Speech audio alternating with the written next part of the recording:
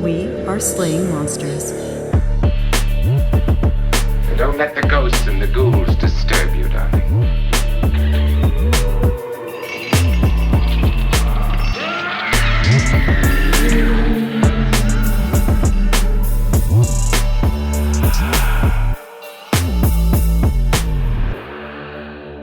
Despite an exhaustive search of different Lizardmanias in psychology, I was unable to find, you find hypnomania, megalomania, kleptomania, but curiously absent from all of these lists is Lizardmania. Wow, really? That's because there's nothing pathological about it. It's all positive. Yeah. It's all awesome. The Lizardmania, the most wonderful kind of mania. It's rad. It's awesome. It is also tubular. It is so like late 80s, early 90s too, that like Lizardmania 88. Lizardmania. Yeah. You can see the like Technicolor graphics and the lizard with the sunglasses, and he's like, "Hey kids, it's time for Lizardmania after school." After school, stay off the drugs. Yeah. Oh, we're gonna talk about staying off the drugs. Oh yes. Today. We're gonna talk about that. Oh man, buckle up. That's right. Oh, by the way, I'm EJ. Across the table we got Matt. Yo. And Mania, Lizardmania. I'm afflicted with the Lizardmania. Control yourself, man. I'm not done with the introductions. And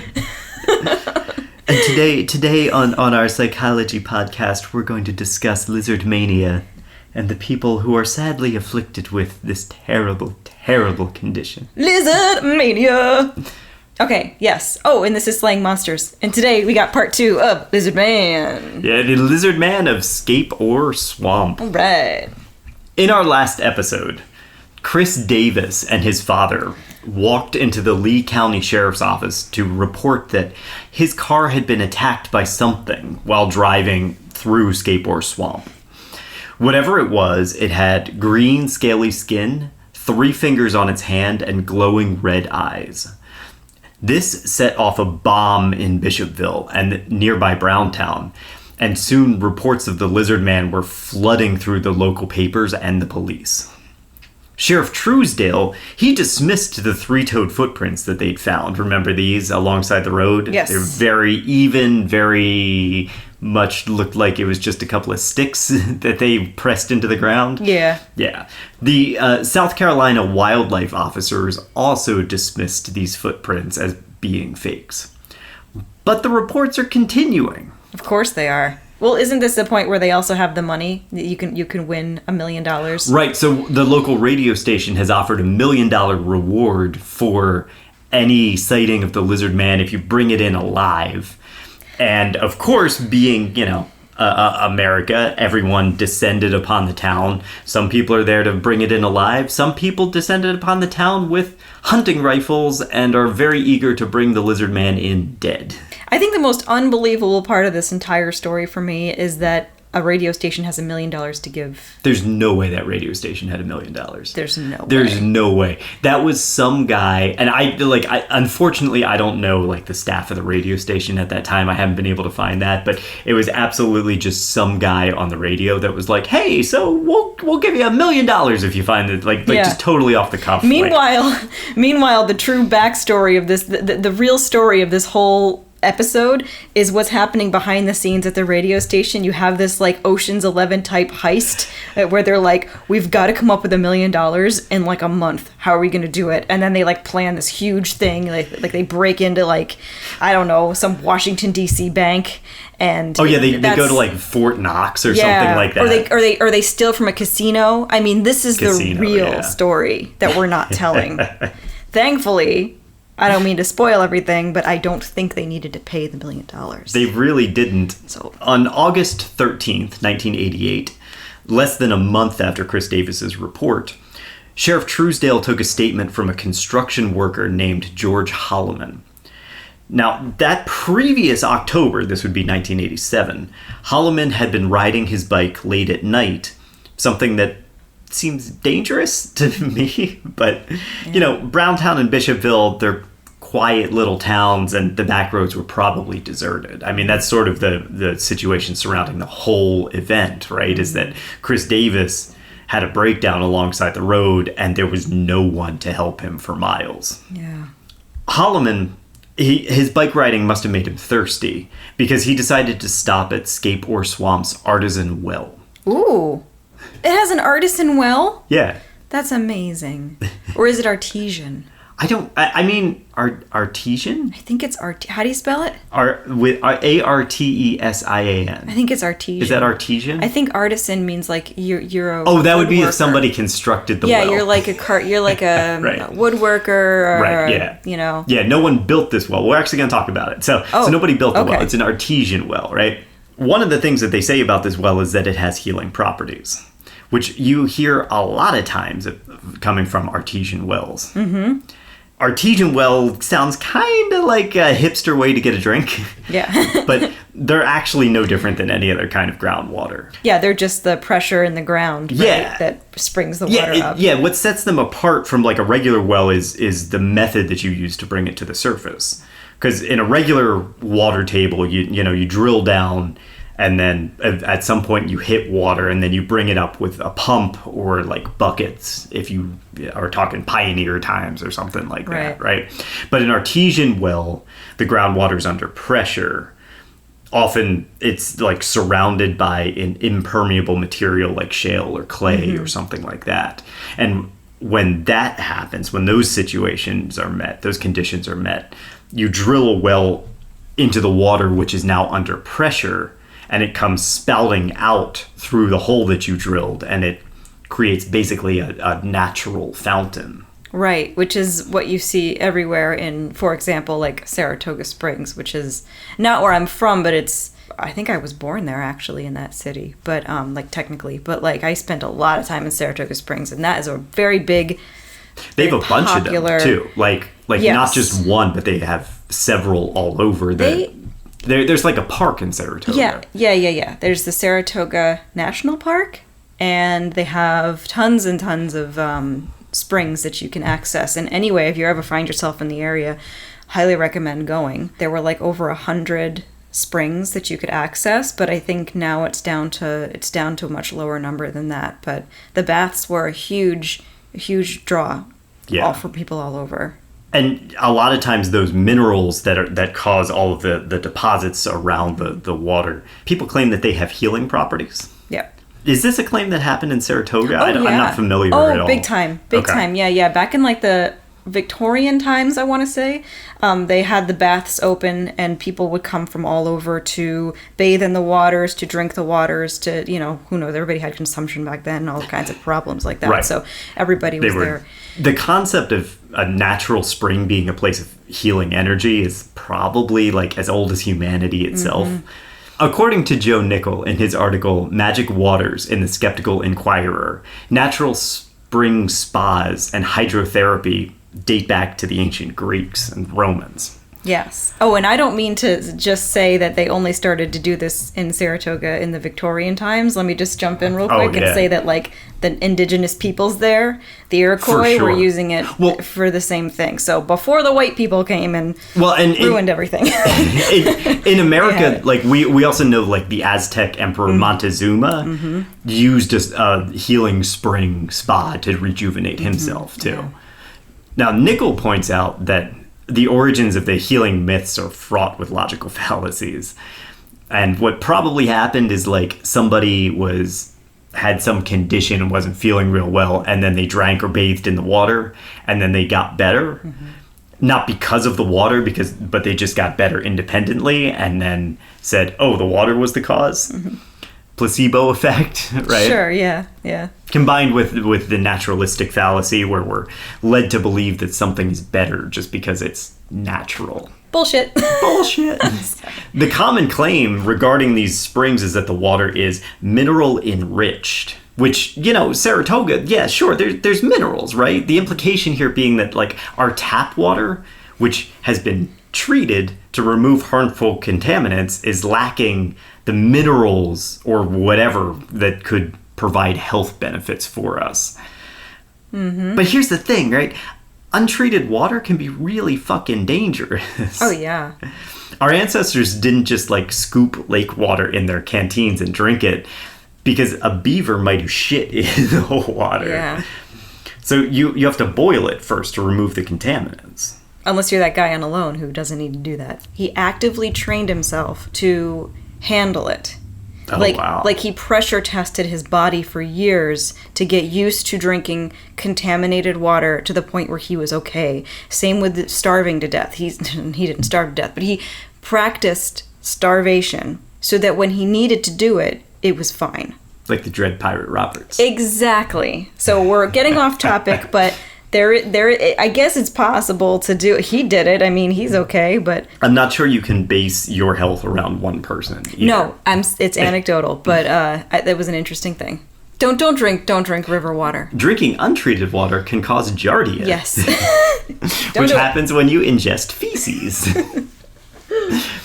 And that's probably like the best case scenario from drinking like untreated water, because untreated water can also carry Legionnaire's disease, which can lead to cholera and fucking death. Yeah, man, that's beaver fever. You don't want that.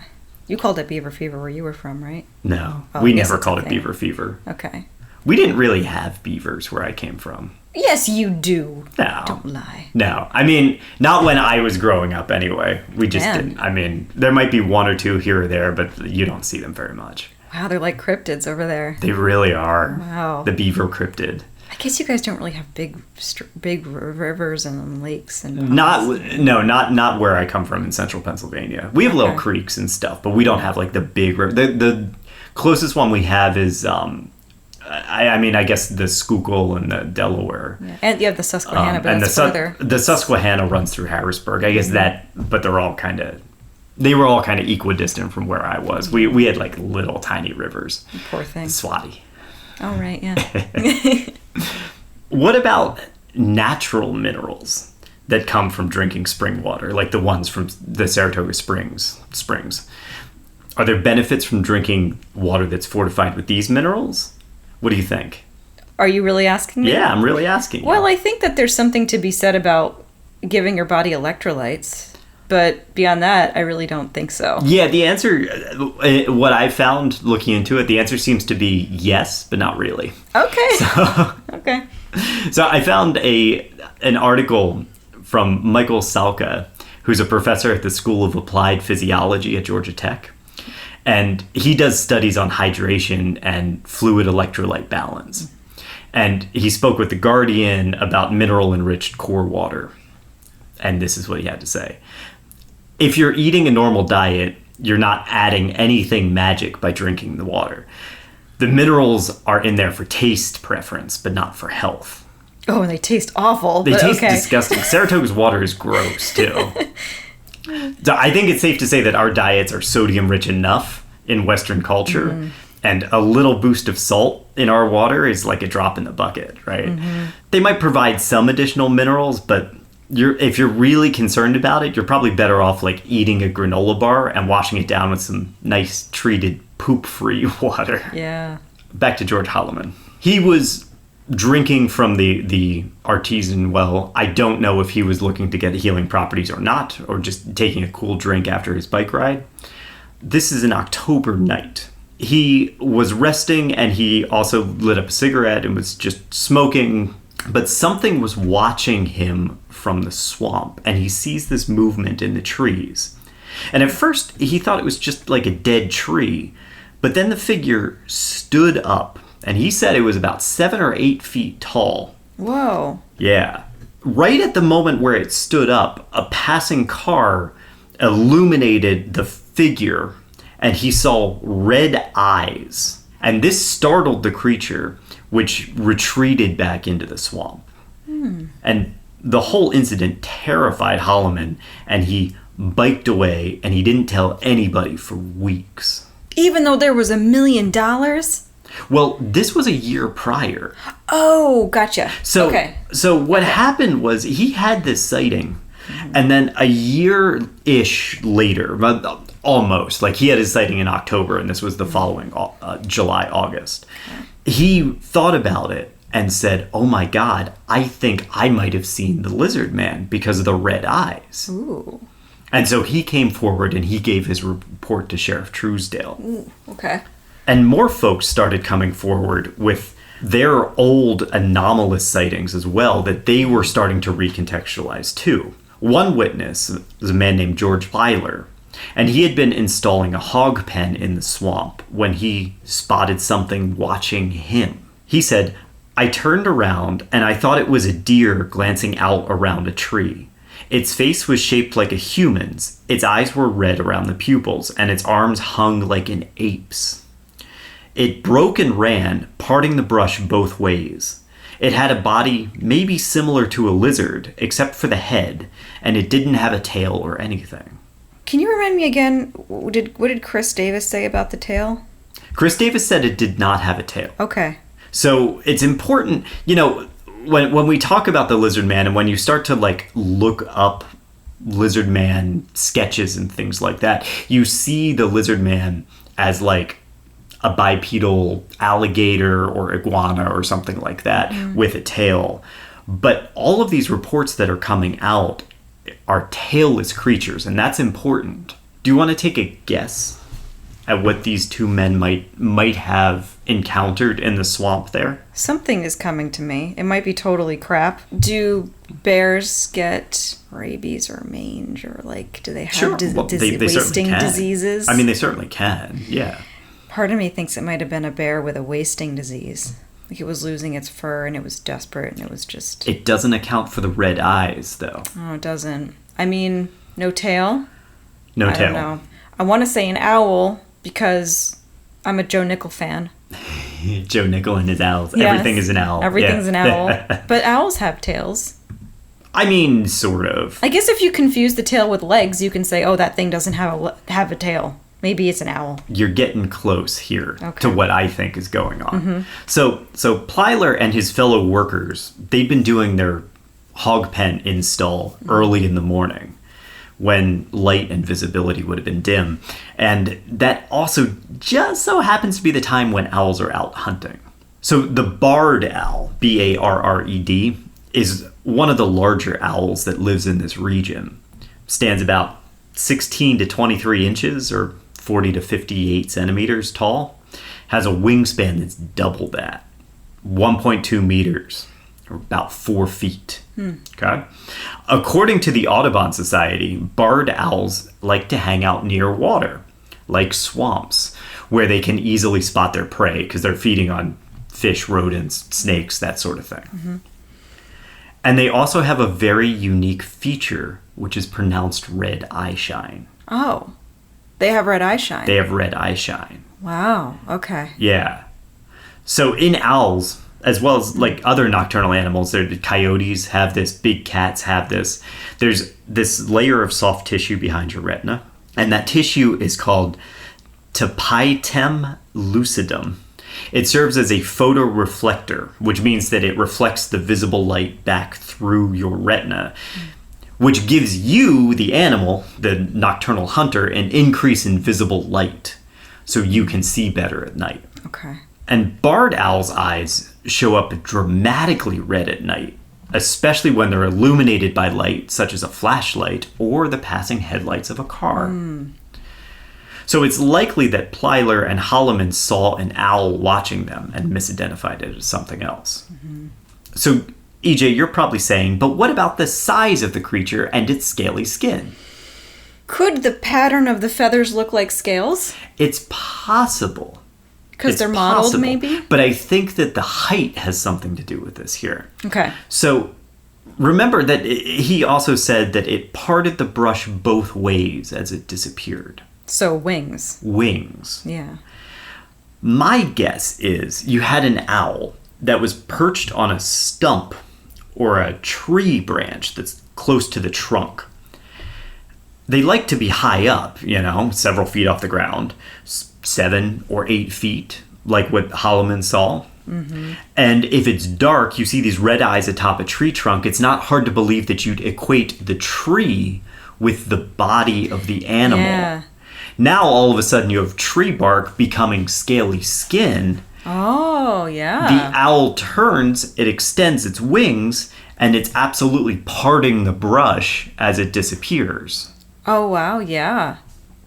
Because you can't differentiate between probably when you're scared and it's just like a flash of a moment. You can't differentiate.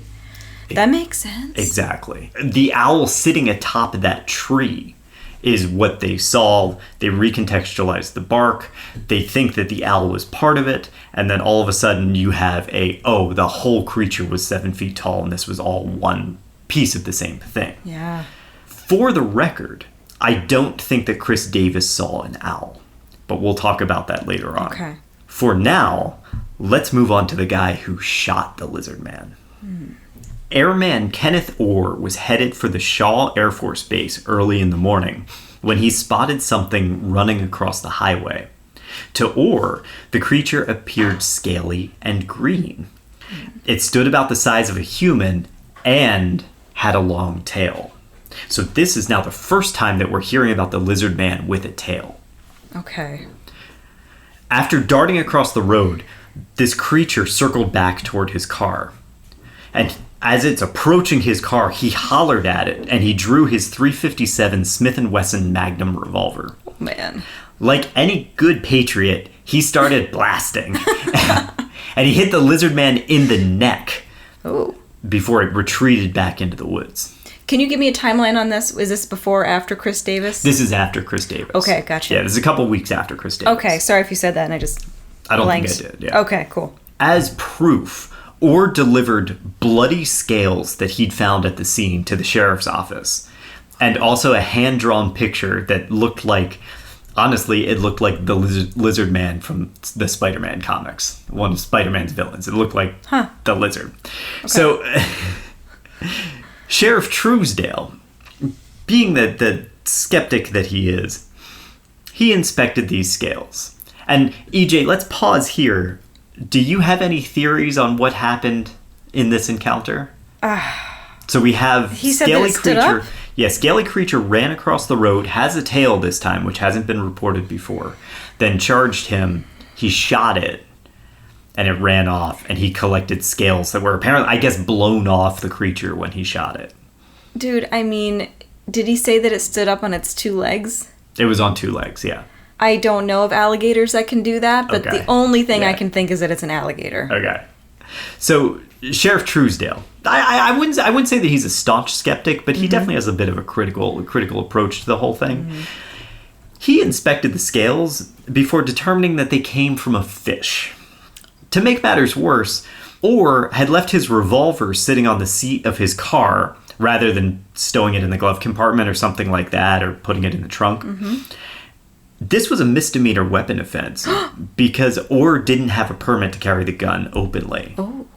So Truesdale, looking over this, he says, "You delivered me scales from a fish, which doesn't fit your story at all, and you rolled up to the police station with a weapon, very visible." So he charged Orr with possession of an unlicensed weapon. Mm-hmm. But Orr had a doctor's appointment that afternoon. Mm-hmm. So Truesdale said, "Okay, well, go to your doctor's appointment. Just come back to the station." Mm-hmm. No surprise, Orr didn't come back to the station. Oh, my God. So the sheriff's office actually issued a warrant for his arrest. Yep. When they finally brought him back to the station, Orr admitted that he had made the entire thing up because he wanted to keep the Lizardman myth alive and, honestly, probably make $1 million from the radio station. Yeah. Truesdale was not amused by any of this and charged Orr with filing a false police report as well. Oh, my God. Oh, poor Orr. Poor Orr. So, I mean, you know... He tried. He tried. Can't blame a guy for hustling, man.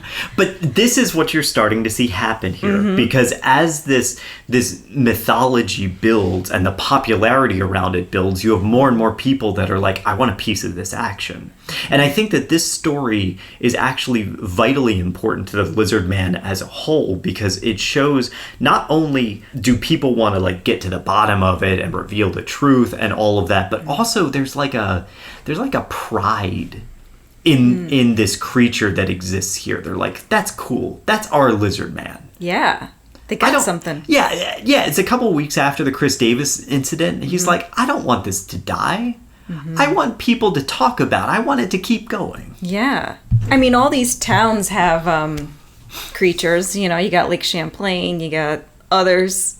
And so... Well, what's interesting... Loch Ness. Yeah, we're going to talk about this a little later on in this episode, but a lot of times when you see these small towns, you see either water monsters, like, you know, something in a lake or a river, or you see a Bigfoot. Yeah, or you see Mothman or Mothman. Flatwoods Monster.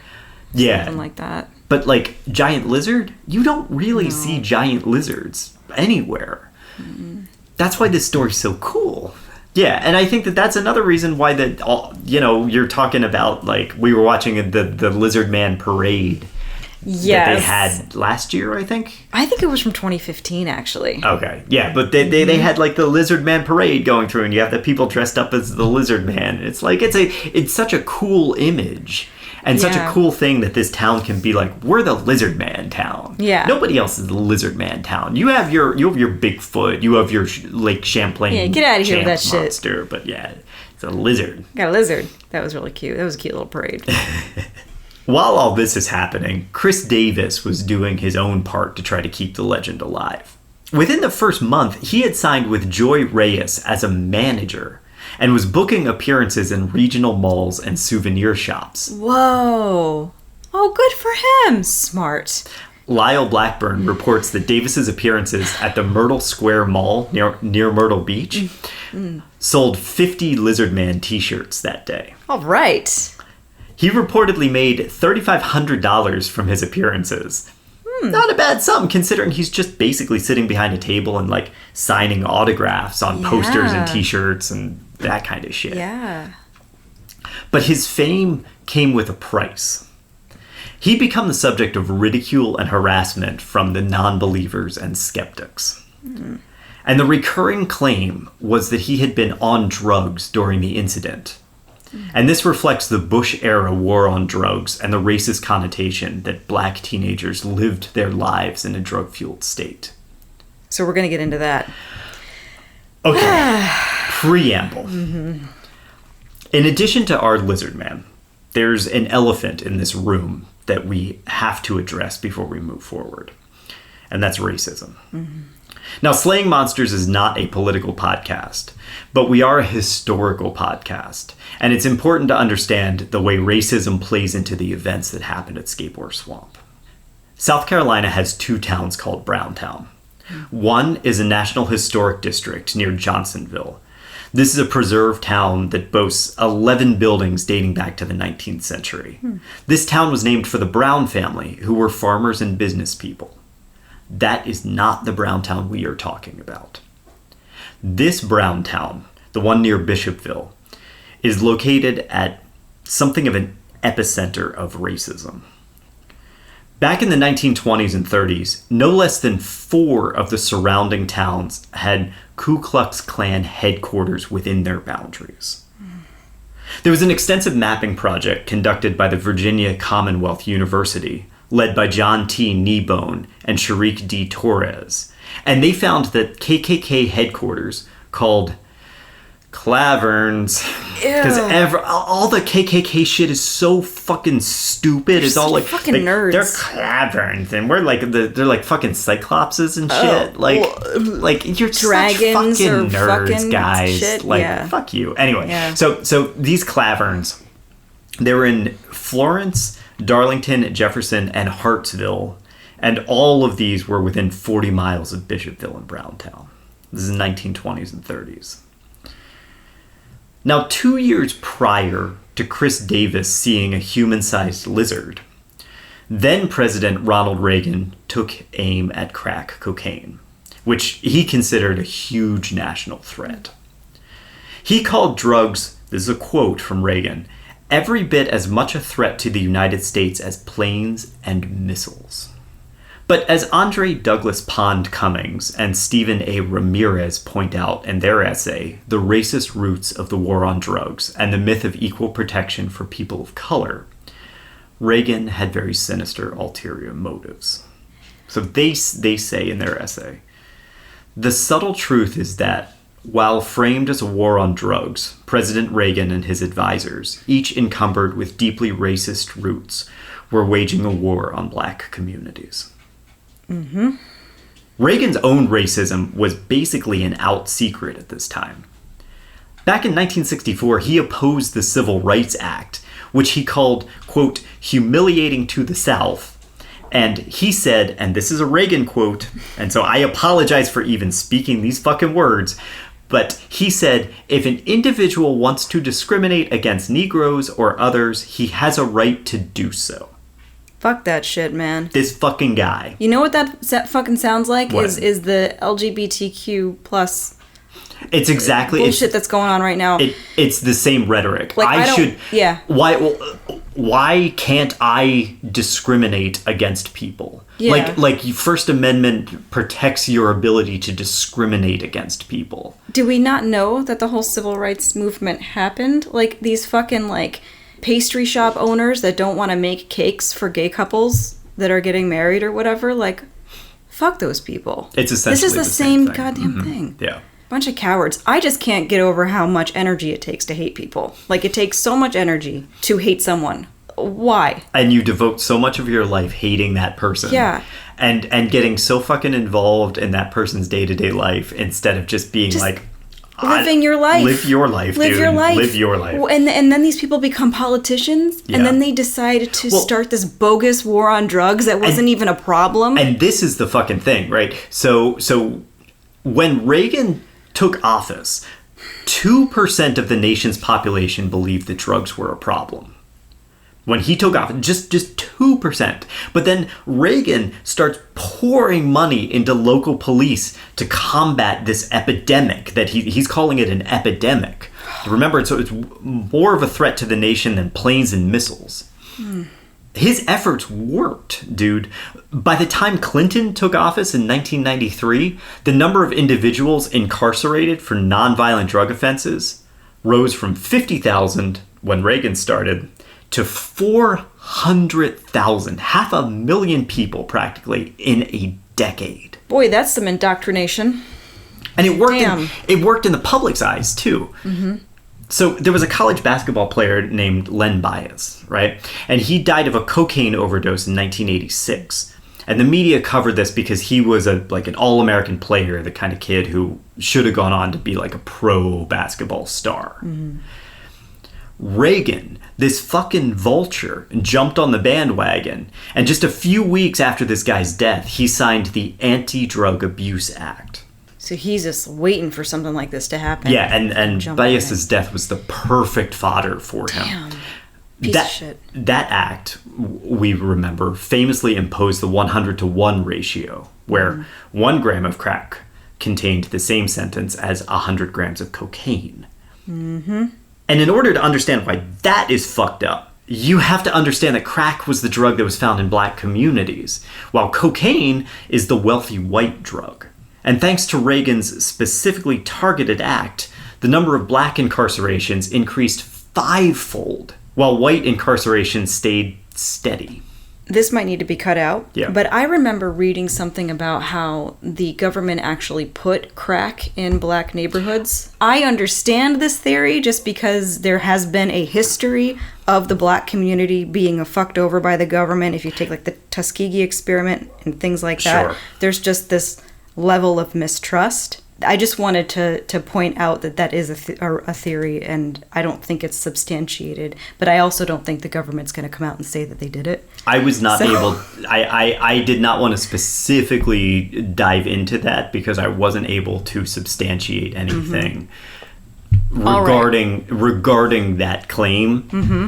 They did their own. I mean, so the House Intelligence Committee did a whole investigation into it. They found that it was not associated with the CIA at all. Any injection of crack cocaine that was happening at that time. It is really interesting that the rise of crack does coincide with Reagan's war on drugs. It is interesting, and to me, but that might very well just be, the way that things worked out in a coincidence. Yeah. I can't confirm that. I cannot confirm that. Okay.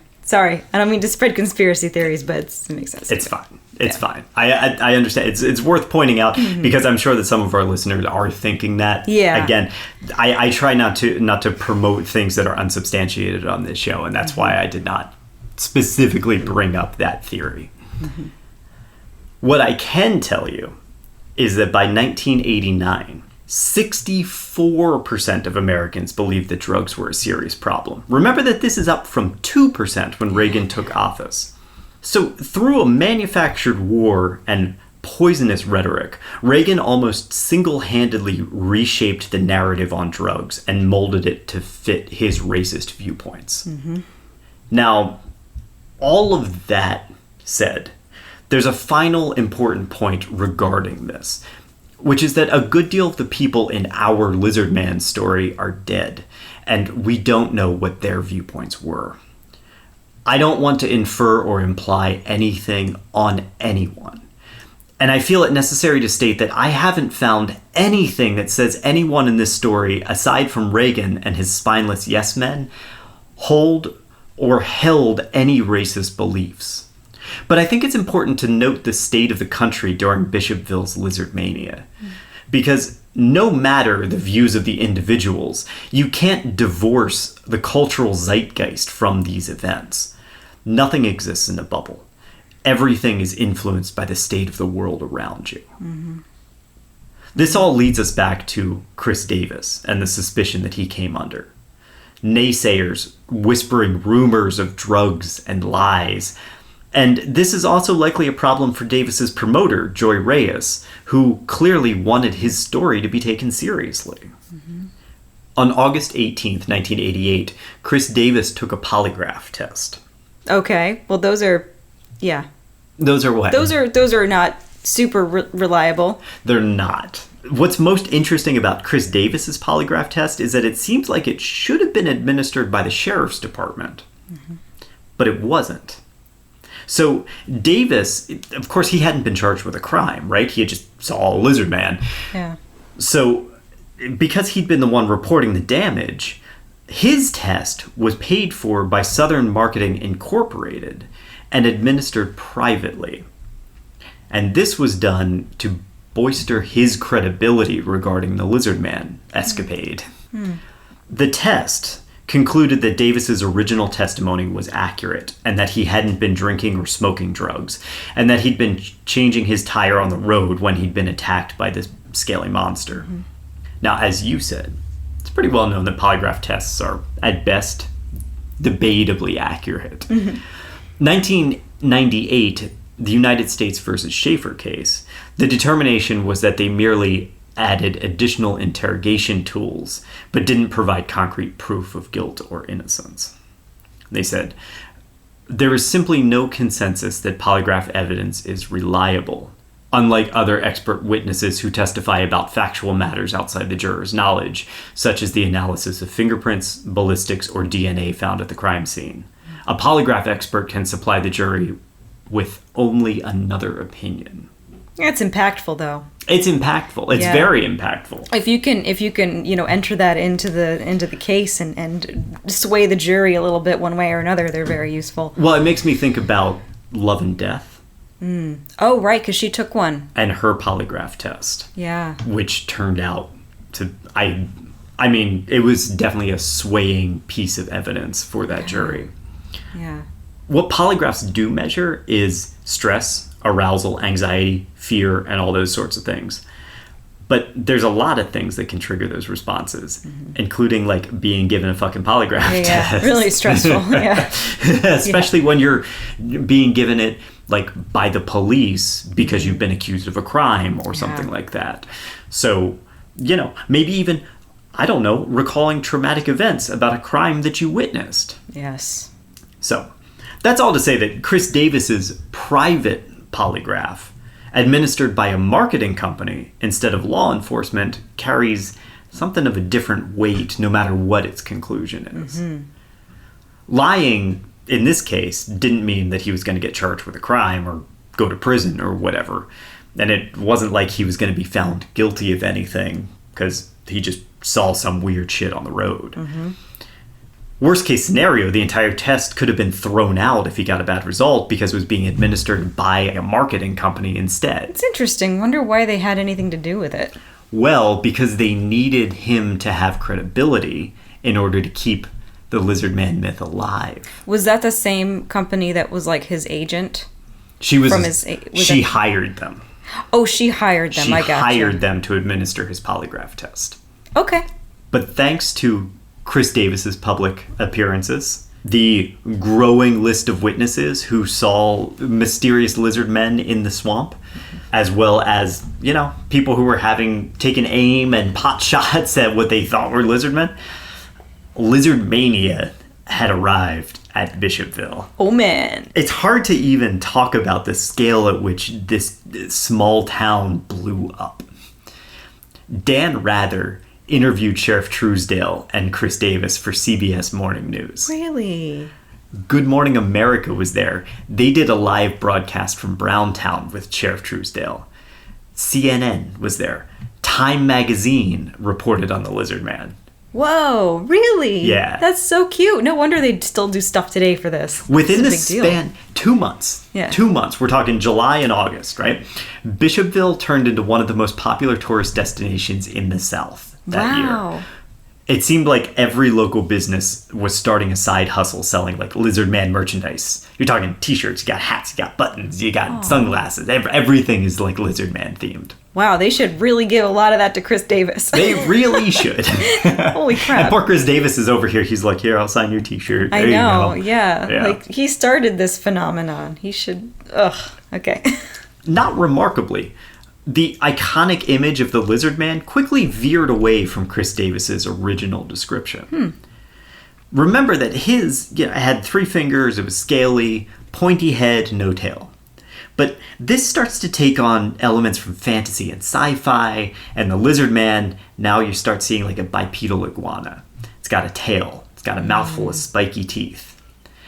And now you're starting to see wanted posters popping up all over town with that $1 million reward. It's got this reptilian creature, it's got a tail, it's the Lizardman image. Browntown Road, which runs through Scape Swamp, essentially became an open-air market that late summer, early fall, where you had vendors selling merchandise from their cars and their trucks. And visitors' cars, tourist cars were lined up on the road for fucking miles to get into town and buy shit. Oh my god. Yeah. And probably hoping they'd see something. And well, yeah, of course. Yeah. Everyone was going to try to see the Lizardman. Oh wow. And these business owners, some of the town's residents actually quit their jobs and just started selling merchandise full time. Yeah, if you can. I'm sure Chris Davis probably quit his McDonald's job after that. I'm sure he did. I'm sure that he made more money selling t-shirts than he did flipping burgers. Definitely. Yeah. By the middle of August, Bishopville's annual Cotton Festival began. But of course, this year, it's not about cotton, it's about the Lizardman. So now you have a reason for tourists to come to the town too, because they're having this festival. And people from, I'm not shitting you, people from all over the world are coming to Bishopville and Browntown. Oh, wow. Sheriff Truesdale, in an article in the Charleston Post and Courier, remembers fielding a call from someone in the UK who wanted to know if Browntown had an international airport that he could fly to. Oh, that's funny. Which is just like knowing American small towns, like an international airport. Really, dude? This is in the middle of nowhere. Yeah. We're a lot like Australia in a lot of ways, I think. We're so big and we only have like these certain hubs, and then between it's truly like desolation. Yeah, for sure. Anywhere, not even in the south, like everywhere. Like it's the way this country is. But we do have a lot of big airports, though. I will give them that. Not in Browntown. Just not not in the countryside, not like that. Yeah. After the Cotton Festival, which was really the Lizardman Festival, media coverage was sparked again with a new sighting. This one from a high-ranking military officer. Not Orr. Okay. No, not Orr. This was someone who called himself Colonel Mason Phillips, but that is not his real name. He refused to use his real name, but his rank was colonel. Okay. And he and his wife were driving back from a wedding rehearsal on August 26th. They were near Ashwood Lake, which is about 13 miles south of Bishopville. And again, something tore across the road in front of them. Phillips described it as about 8 feet tall with a tail that did not quite reach the ground. So again, now our lizard man has a tail. Yeah. Lyle Blackburn points out that the only other account that describes the lizard man with a tail was Kenneth Orr, the airman, who said that his account was all fake. So what gives here? Tail or no tail? That's the question of the century. Truly. All of this, of course, makes the lizard man really make a splash in the cryptozoological community. Because of course it does, right? Right. However, it was John Eric Beckyard who really elevated it. Now, Beckyard is probably best known... I assume you have no idea who this guy is, Hell right? no. Okay, so he's probably best known for his, absurd theories. So he's the guy who was claiming that Bigfoot was an interdimensional being. Yeah. Shapeshifter. He was the type of person who, made mainstream cryptozoologists cringe. Oh, really? Yeah, he's a little Okay. bit like... I always think of him as being the kind of guy who would, corner you at parties and describe in great detail about the implants that the aliens gave him while, standing too close to you and staring directly into your eyes. Okay, yeah. Cool guy. Sounds like a lot of fun. What's really wild is that I'm pretty sure I had conversations with him way back in the early 2000s on the cryptozoology.com message boards. Oh, wow. It was him. I remember talking to this guy about his interdimensional Bigfoot stuff, and he was active on those boards. You were talking to Beckyard himself. Yeah. Oh, wow. You guys, yeah, that was the guy. You were telling me about this. You don't forget theories like that, No, dude. but you said Yeah. he was really nice. He was super nice. Yeah. He's just a little out there Yeah. with his theories were speculation. out there. Yeah. Okay. Maybe we'll do a future series on him at some point. But he conducted an interview with Chris Davis. And his conclusion was that Davis actually saw a Sasquatch, not a bipedal lizard. And Beckyard's theory was that you had your, big hairy ape Sasquatch, right? Running around in this muddy swamp. And what would happen is the mud would cake on the fur of the Sasquatch, and then it would dry and it would crack. And this would look like scales. Yeah. And maybe if you mix in a little bit of moss or other green material, you might end up seeing a green scaly creature. So, I like this theory. If Sasquatches were real, okay. well, yeah, I mean, it makes sense especially if you're talking someone like Beckyard, who has already decided, I believe, that the Sasquatch is a real creature, so 100%, then sure, this is a logical theory. Lyle Blackburn also subscribes to this theory, that the lizard man itself was a misidentified Sasquatch. Okay.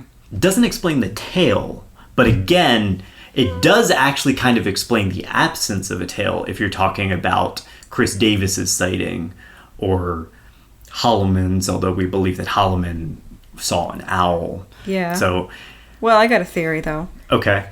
Dingleberries. Just Because, dingleberries hanging off of it? Yeah, Okay. because, you see the one time it doesn't have dingleberries, and then you see the second time where it does have dingleberries. And so, to me, that makes perfect sense. Dingleberries. And it's not like they got bidets or toilet paper out there in the swamps, as far as I know. Dude, that is my Shark Tank idea. Dingleberries for Sasquatches. Don't give them No, not dingleberries. dingleberries. I will not back that. Not dingleberries. Not dingleberries. Bidets. Bidets for Sasquatches.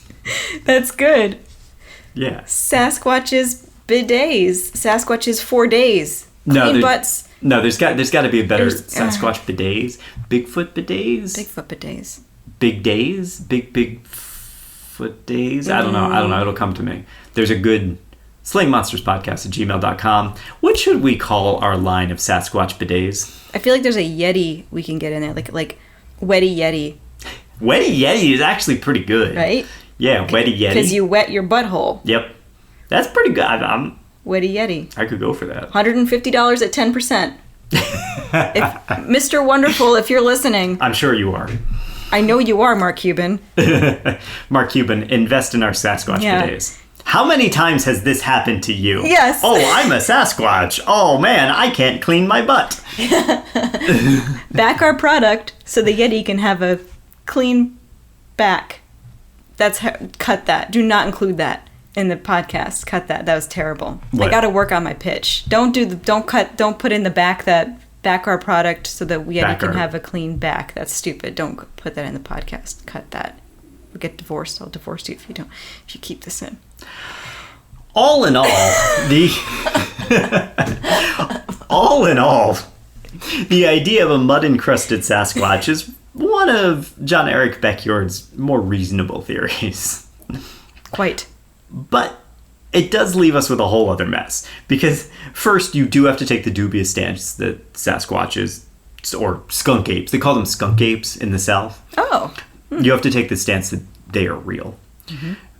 And then you have to assume that they were misidentified often enough to form a Lizardman mythology, which superseded the existing hairy biped one. Because it does still raise the question, why would Chris Davis not say, oh, that's a Sasquatch? Why would he say, oh, that's a Lizardman? Mm. We have the 3 fingers from Chris Davis's sighting, which is not conducive with Bigfoot.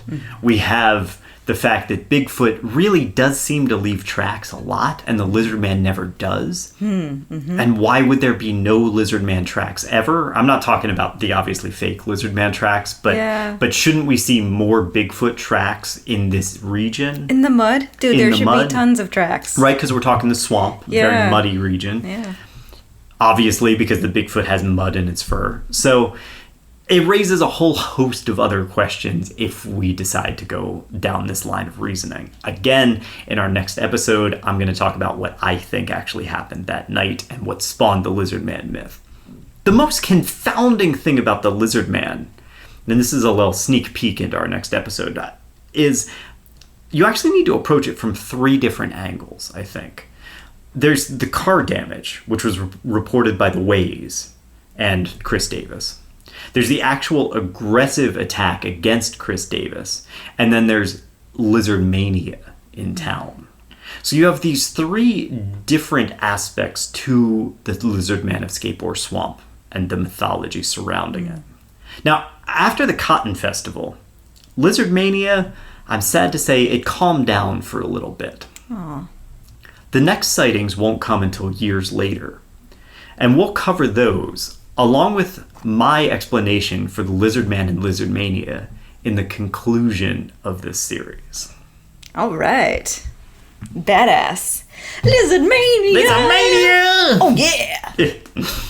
Come on down to the roller rink, kids. We got Lizardman happening all night, all this evening. We're going to have free pizza. One pizza. Buy one, get one free. No, yeah, I can't keep going. Man, roller rinks, dude. You know that there was like a Lizardman with roller skates on, too. Yeah, come on down to the roller rink and we'll have a Lizardmania time.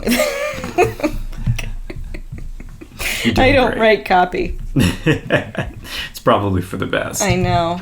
So this is the cultural side of it, of sorts. We talked initially in the first episode about the actual sightings themselves, and now we're talking about the cultural repercussions that come around the Lizardman event.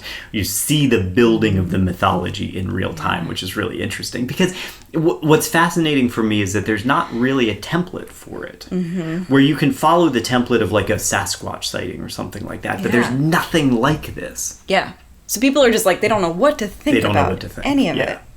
It reminds me of the uniqueness of, like, the Flatwoods Monster.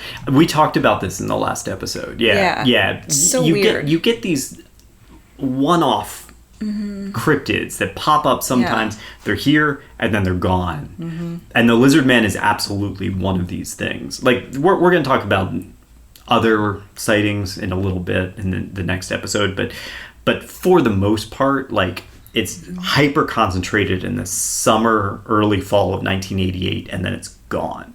But the impression that the Lizardman left in that time is still sustained to this day. And we're still writing articles about it. There are still people doing investigations into it. Like, what was the Lizardman? What makes sense here? Like you. Like me. That's why we're talking about it, right? Yes. Yeah. Yeah. Mm-hmm. Cool. Super cool. It was an owl with a giant dingleberry. It wasn't an owl. I don't believe it was an owl. Okay. It was an owl bear with a giant dingleberry. Yeah, the shape-shifting druid. Yeah, it was a shape-shifting druid. Yes. Okay, Beckyard. Yeah, that's what I think. Yeah. You don't have enough information yet for what I think it is. Okay. I will stay blissfully unaware. Okay. Until next time. Thanks for listening, everybody. Thanks for listening. All right. All right. If a crazy-ass cryptid comes into your town and there's people lined up on the street selling stuff out of their trunks, man, buy that shit. Because you never know when it's just going to fizzle out and die. I wonder how much a Get Lizardman out t-shirt there. is worth now. If Probably. you bought one. See? Exactly. So this is my advice to y'all, because I know you're all dying for my advice. Dying for it. If you have the opportunity to buy some merch because of a cryptid, do it. You really should. We're working on something really exciting. Yes. That is kind of under wraps right now, but we are going to be dropping some more details. It's pretty exciting because we're going to get into it actually later today, and then this coming weekend, and then for the rest of the month. So we're going to have something really cool coming up for our listeners, exclusive access to something that we're working on. Yeah, some spooky stuff. Yeah, stay tuned. We got really awesome spooky stuff coming for the fall. Yep. Awesome. Sweet. All right.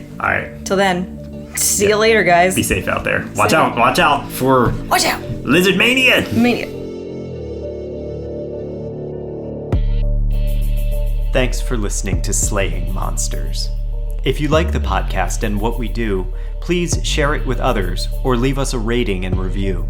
For questions, suggestions, and other feedback, reach out to us, slayingmonsterspodcast@gmail.com, and stay up to date by following us on Instagram @slayingmonsterspodcast. Your support helps us grow, and we are truly grateful to have our listeners and community.